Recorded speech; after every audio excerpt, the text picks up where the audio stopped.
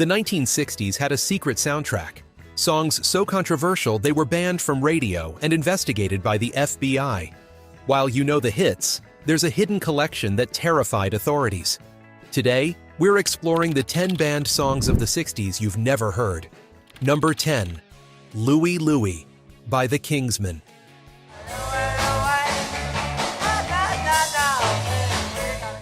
In the summer of 1963, a garage band from Portland called the Kingsmen walked into a recording studio and changed music history with 3 simple chords. Their version of Richard Berry's Louie, Louie was meant to be a quick throwaway track, but what happened next reads like something out of a spy novel.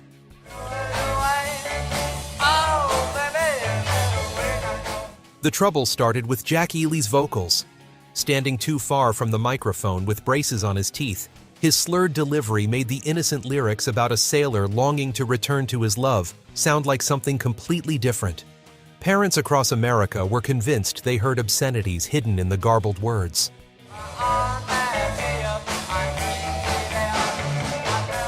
What began as local radio station bans quickly escalated into a full FBI investigation that lasted 31 months. Yes, the Federal Bureau of Investigation spent over 2 years analyzing a 3-chord rock song. Agents played the record at different speeds, brought in audio experts, and even consulted with linguists. Their conclusion? The lyrics were unintelligible at any speed.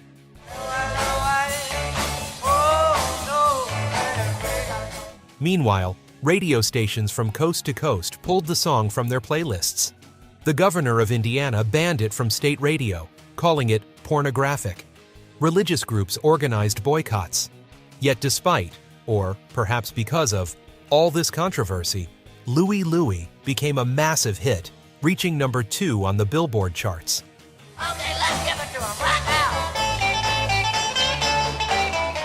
The irony wasn't lost on the Kingsmen themselves. Drummer Lynn Easton later admitted that the only actual profanity on the record was his own voice shouting an expletive after dropping a drumstick during recording.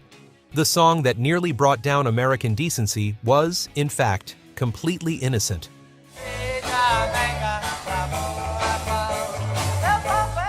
Looking back, Louie, Louie represents something deeper than just a misunderstanding. It was the first shot fired in the culture war between the establishment and rock and roll, a battle that would define the rest of the decade.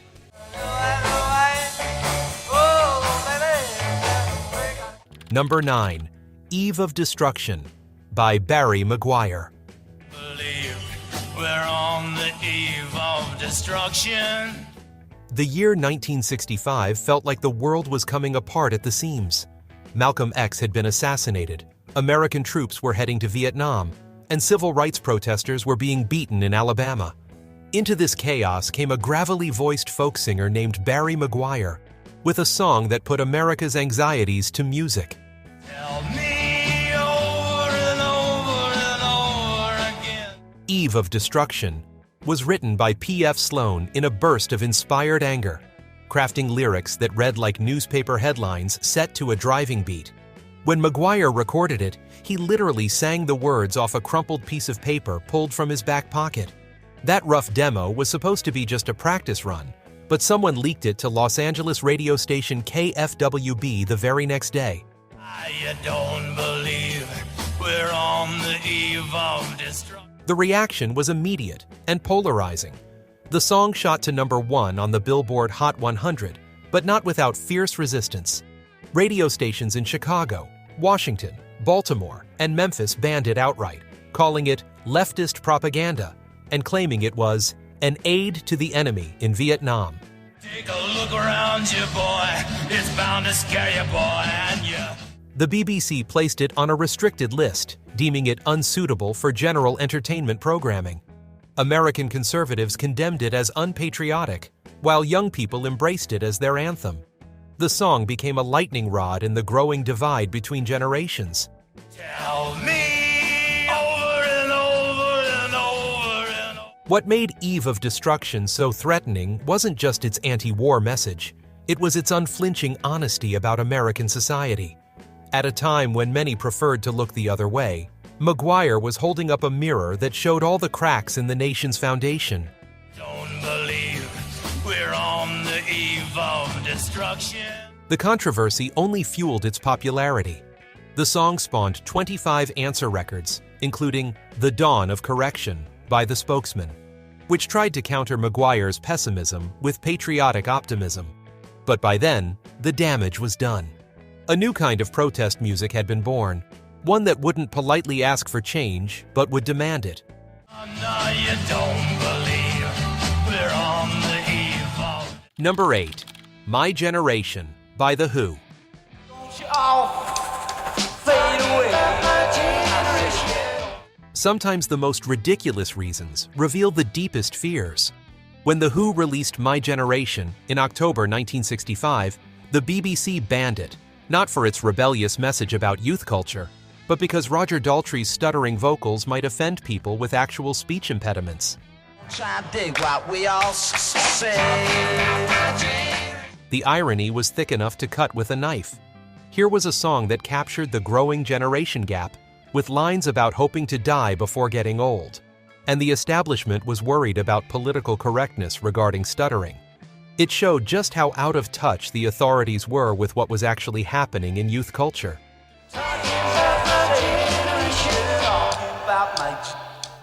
The stutter wasn't even planned as a statement about speech disorders. Daltrey later explained it was inspired by trying to sing while high on amphetamines, which gave his voice that distinctive stammering quality. The technique perfectly captured the nervous energy and rebellious spirit of teenagers, who felt increasingly alienated from their parents' world.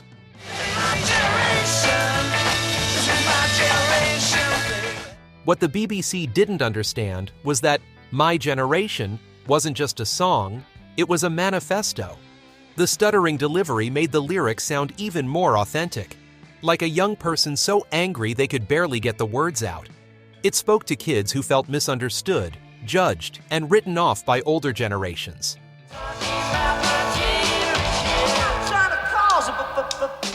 When the song proved to be a massive hit despite the ban, the BBC quietly reversed their decision and started playing it.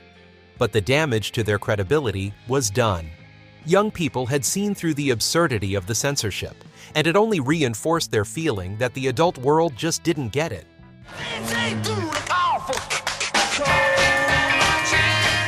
The song became an anthem for teenage rebellion, not just in Britain, but around the world. Its influence can be heard in punk rock, grunge, and every other youth movement that followed, all because the BBC was afraid of a stutter.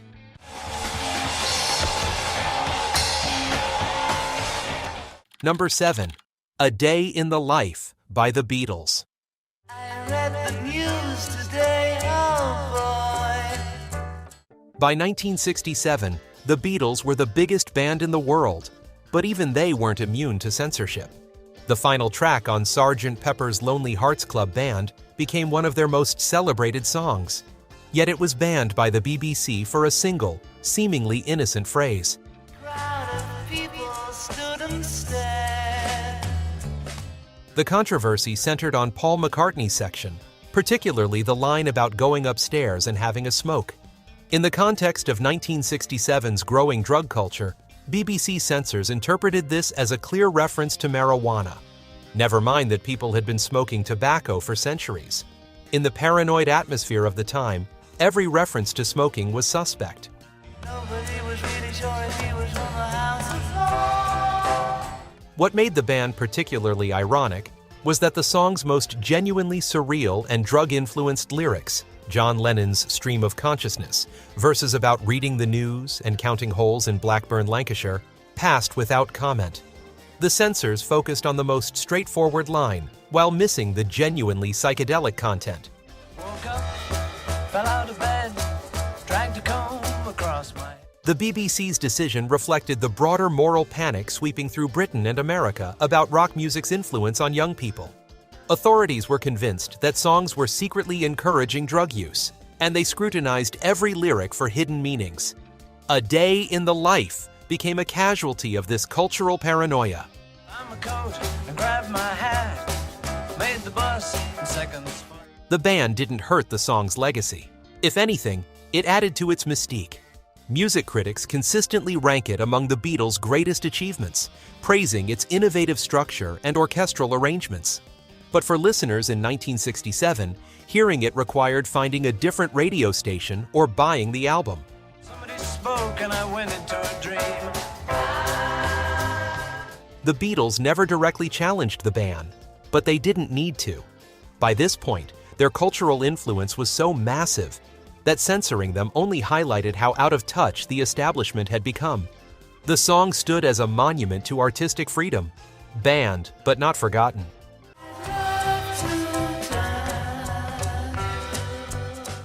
Number 6. Light My Fire by The Doors. Jim Morrison and The Doors specialized in pushing boundaries, so it was almost inevitable that they'd run into censorship trouble. Light My Fire became their biggest hit in 1967, but not without controversy that revealed the absurd lengths broadcasters would go to avoid perceived drug references. The problem wasn't with the verses or the famous organ solo. It was with a single word in the chorus. Radio programmers were convinced that fire was code for marijuana, and the title itself was an obvious invitation to drug use. This interpretation required some creative mental gymnastics, but in the paranoid atmosphere of the late 60s, everything was suspect. Some stations banned the song outright, while others demanded that the band change the lyrics for live television performances. The most famous incident came on The Ed Sullivan Show, where producers insisted Morrison sing, "Girl, we couldn't get much better," instead of, "Girl, we couldn't get much higher." Morrison agreed during rehearsal, but defiantly sang the original lyrics during the live broadcast, earning a lifetime ban from the show. The controversy perfectly captured Morrison's rebellious persona. Here was a singer who refused to compromise his artistic vision, even on national television. His eye-rolling performance of the censored lyrics during rehearsal became legendary, showing his contempt for the whole censorship process. What made the ban particularly ridiculous was that Light My Fire was actually a love song. Robbie Krieger had written it about a relationship, not drug use. But in 1967, any reference to altered states of consciousness, even metaphorical ones, was enough to trigger censorship. The song's success, despite the restrictions, proved that rock music had become bigger than the gatekeepers trying to control it. Young people found ways to hear the music they wanted, and artists like Morrison showed them it was possible to resist authority and... Number 5. Society's Child by Janis Ian. She says I can't see you anymore. Sometimes a song can be banned for telling an uncomfortable truth. When 15-year-old Janis Ian wrote Society's Child in 1965, she created a 3-minute story that exposed the reality of racial prejudice in America. Radio stations across the country responded by pretending the song didn't exist.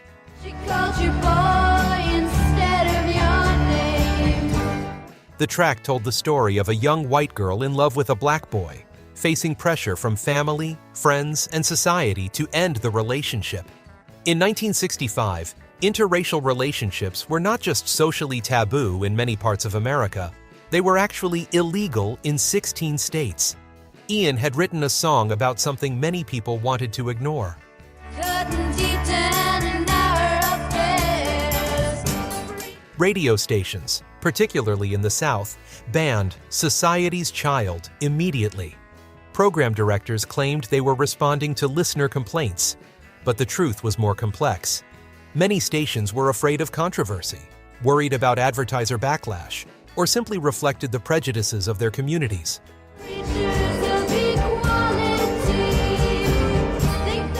The song bounced around the music industry for 2 years, before finally finding a champion in Leonard Bernstein, who featured Ian performing it on a television special. The exposure led to wider radio play and eventually a top 20 hit, but not without continued resistance.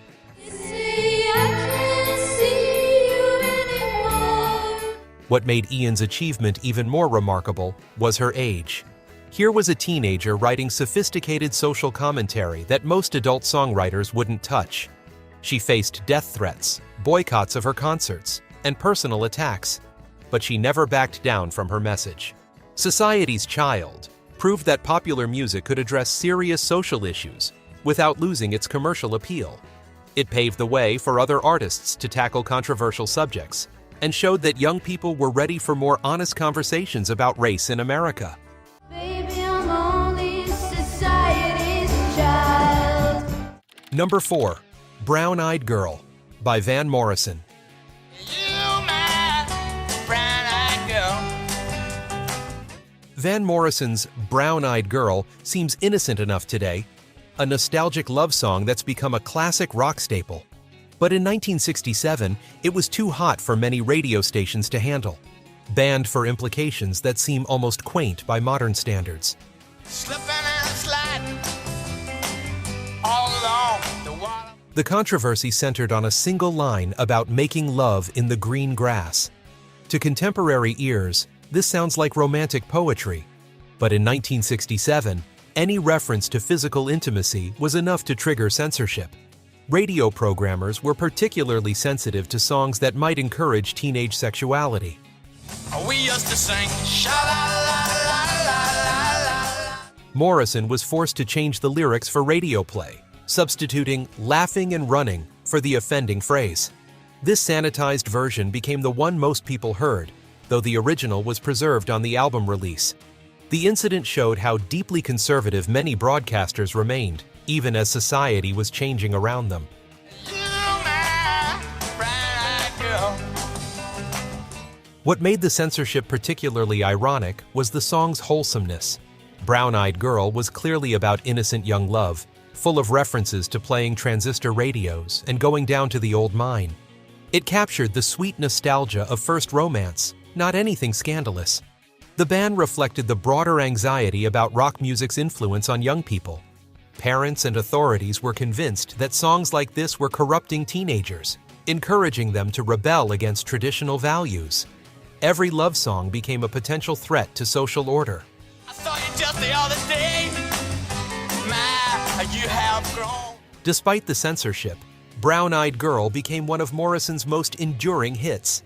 Its gentle melody and nostalgic lyrics transcended the controversy, proving that good music has a way of surviving even the most misguided attempts at suppression.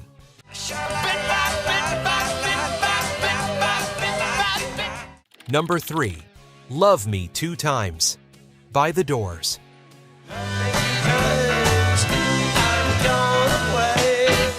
The Doors seem to have a talent for attracting controversy, and Love Me 2 Times was no exception. Released in 1967, the song faced bans from multiple radio stations convinced that its title and lyrics were too sexually explicit for public consumption.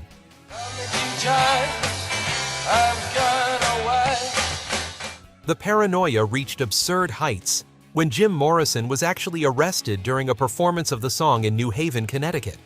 Police charged him with incitement to riot and obscenity after he criticized local authorities from the stage. It was the first time a rock star had been arrested during a performance, making Morrison a counterculture martyr.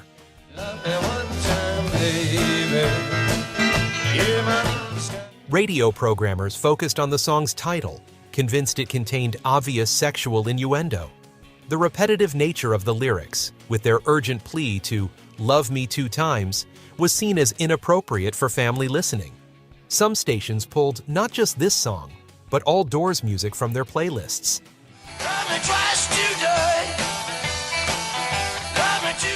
The band's dark psychedelic sound didn't help their case with conservative programmers. Morrison's deep, hypnotic voice and the group's experimental approach made them easy targets for those who saw rock music as a corrupting influence. They represented everything that worried parents about the counterculture.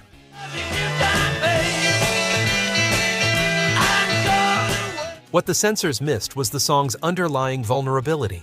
Beneath the supposedly scandalous lyrics was a plea for connection before separation. Love me 2 times, 'cause I'm going away. It was less about sexual bragging than about the fear of loss.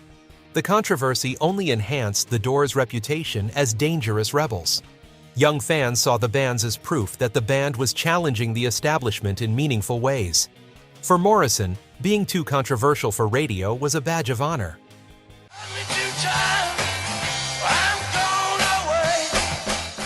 Number 2. I Can't Get No, Satisfaction by the Rolling Stones. Can't get The Rolling Stones built their reputation on being the bad boys of rock and roll. So when I Can't Get No Satisfaction hit radio in 1965, it was almost inevitable that some stations would find it too provocative. The song's frank discussion of sexual frustration and consumer culture made censors nervous.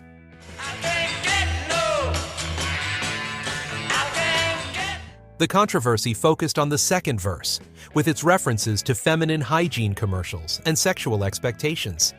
In 1965, such topics were considered too adult for radio, especially during daytime hours when children might be listening. Some stations played edited versions, while others banned it entirely.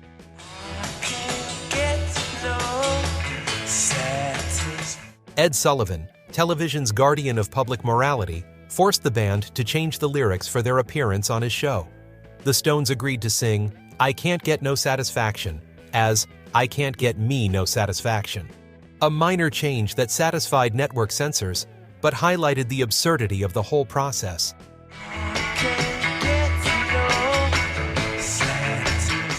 What made the censorship particularly ironic was that Satisfaction was actually a critique of the very consumer culture that radio advertising promoted. Mick Jagger was singing about the emptiness of modern life, the frustration of being constantly sold products that didn't deliver on their promises.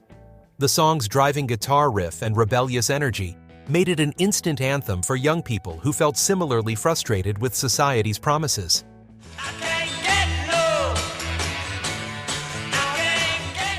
It perfectly captured the growing generation gap, with teenagers embracing messages that their parents found threatening.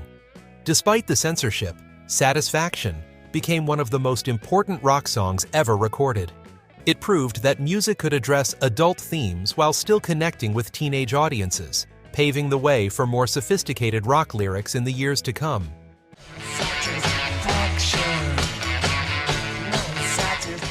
Number 1. Gloria by Them.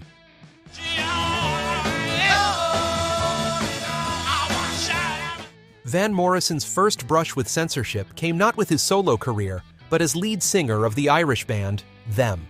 Their 1965 version of Gloria was banned by numerous radio stations for what censors considered sexually suggestive content, though today, the song seems remarkably tame.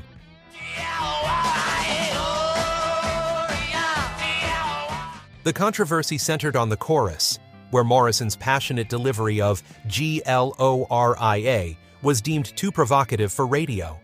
The song's celebration of a woman's sexuality, combined with Morrison's soulful, almost primal vocal style, convinced programmers that it was inappropriate for family listening. What really worried censors was the song's raw energy. Unlike the polished pop of the early 60s, Gloria had a rough garage rock sound that seemed dangerous and uncontrolled.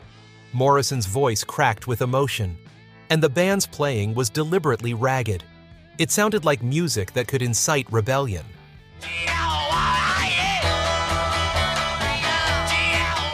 The ban was particularly frustrating because Gloria was actually a cover version. The song had been written and originally recorded by Chicago musician Van Morrison, no relation, but Them's version transformed it into something more powerful and threatening. Their arrangement became the template for countless garage rock bands.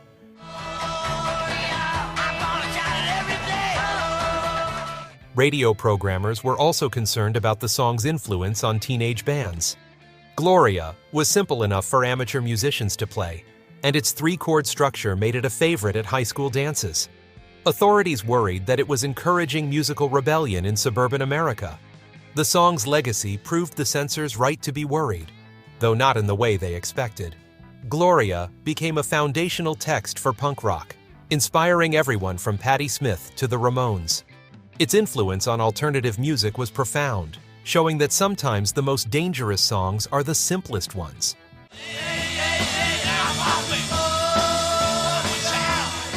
These 10 songs represent more than just a collection of banned records.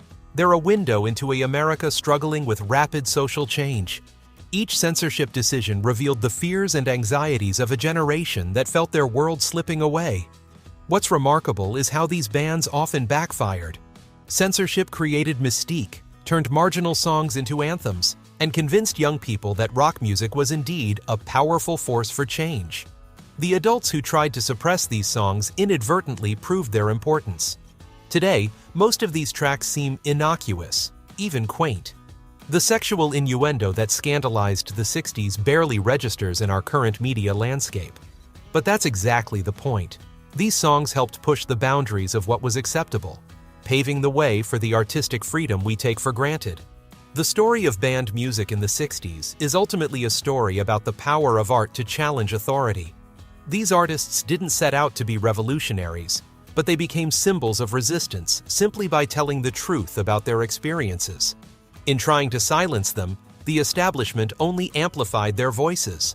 The next time you hear one of these songs on classic rock radio, remember that it was once considered dangerous enough to ban. That might be the highest compliment any piece of art can receive. If you enjoyed learning about these musical rebels, make sure to hit that like button and subscribe for more stories about the songs that shaped history. What other banned songs from the 60s do you think deserve recognition? Let us know in the comments below.